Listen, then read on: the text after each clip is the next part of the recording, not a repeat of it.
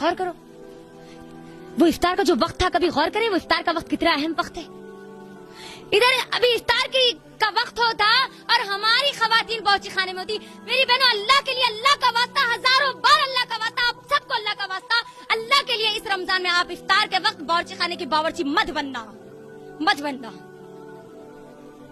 آج ہمارا ماحول کیا ہے دیکھ لیجیے آپ. ادھر اذان ہونے والی رہتی, انہوں ادھر بولتے لمبے لمبے ادھر مرچیاں کاٹتے رہتے ہے نا, چپٹے چپٹے آلو کاٹتے رہتے, دہی بغیر دہی بڑے کے دہی کو بگاڑتے رہتے, وہ حلیم کی دال کو گھوٹتے رہتے, اسی میں پورا افطار کا ٹائم نکل جاتا. اماں کے لیے ماش کے بجیے, بابا کے لیے اس کے بجیے, اس کے بجیے, اسی میں پورا وقت چلے جاتا. آج ہمارا مردوں کے بھی عجیب خواہشات ہوتی افطار کے ٹائم پہ. اللہ رحم کرے, ہمارے صحابہ ایسے تو خواہشات نہیں کرتے تھے افطار کے لیے. اگر ہم کو کھانا ہی ہے, پینا ہی ہے, افطار سے پہلے کرو, 1 گھنٹہ پہلے کرو. جو بھی کھانا ہے, جو بھی پینا, 1 گھنٹہ پہلے. میری بہنوں سوچو, خندق کی تیاری چل رہی رمضان میں. آپ کبھی جانتے ہیں خندق کا موقع کیا تھا, کیسا تھا وہ وقت؟ صحابہ کھود رہے, گڑھا کھود رہے, کھانے کے لیے کچھ بھی نہیں ہے اور رمضان ہے اوپر سے. صحابہ اپنے پیٹ پر پتھر باندھے ہوئے.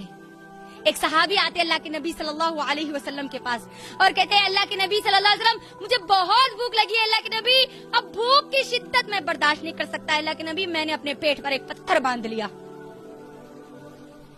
دوسرے صحابی دوڑتے ہوئے آتے, عمر بن خطاب رضی اللہ عنہ دوڑ کے آتے, کہتے ہیں کہ اللہ کے نبی اب مجھ سے صرف پانی نہیں پیا جاتا, اے اللہ کے نبی اب مجھ سے بھوک برداشت نہیں ہوتی, اے اللہ کے نبی میں نے ایک پتھر باندھا ہے اپنے پیٹ پر, اللہ کے نبی تاکہ میں اپنی بھوک کی شدت کو کچھ کم کر سکوں, اب برداشت نہیں ہوتا ہے اللہ کے نبی.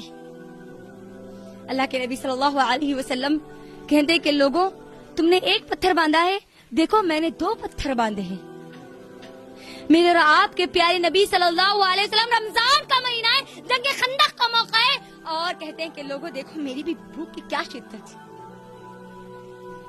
میری بہنوں ہماری زندگی میں کبھی ایسا تو وقت نہیں آیا نا, سحری میں فل پیٹ نکلے تک کھانا کھاتے تاکہ پورا ہم کو دن بھوکا رہنا ہے, اور افطار میں ایسے بھوکوں کی طرح ٹوٹ پڑتے جیسے کہ ہم کو اب کچھ کھانے کو ملا ہی نہیں. صحابہ, وہ صحابہ تھے, پیٹ پر پتھر باندھ کر دن کے لیے محنت کرتے تھے, اور آج ہم کو پیٹ بھر سحری کر کے قرآن کو پڑھنے کی توفیق نہیں ہوتی. میری بہنوں سوچو, اپنا خود کا محاسبہ کرو. افطار کے وقت اللہ کا واسطہ, ہزاروں بار اللہ کا واسطہ, اللہ کے لیے افطار کے وقت کو باورچی خانے میں مت گزارنا. مرچیاں بناتے ہوئے, بھجیے بناتے ہوئے, یہ بناتے ہوئے, وہ بناتے, 1 گھنٹہ پہلے کر لو جو بھی تم کو کرنا ہے. دیکھو آج پورا سحری کا وقت کیسے نکل جاتا کہ سحری میں کیا بنانا ہے, پورا رات اسی میں نکل جاتی. اب جانتی ہے سحری کا وقت کتنا اہم ہے, کتنا اہم ہے. میرے اور آپ کے صحابہ اور صحابیات سحری کے وقت اپنا پکوان مکمل کر کے اللہ کے سامنے کھڑے ہو جاتی تھی قیام اللیل کے لیے. وہ وقت ہے جو اللہ سے ہم کو ملاتا ہے, وہ وقت ہے جو ہماری پکار کو اللہ کے سامنے پیش کرتا ہے.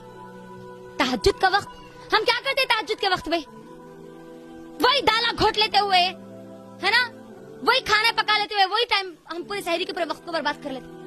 نبی صلی اللہ علیہ وسلم کی حدیث ہے, تہجد کے وقت اللہ سبحانہ و تعالیٰ پہلے آسمان پر ہوتا ہے اور کہتا ہے, اللہ آواز لگاتا ہے, اللہ ندا لگاتا ہے کہ مانگو میرے بندے مجھ سے مانگنے والے, سوال کرو میرے بندے سوال کرنے والوں, مانگو تمہارے پاس کیا کمی ہے میں تم کو دے دوں گا, مانگو بس.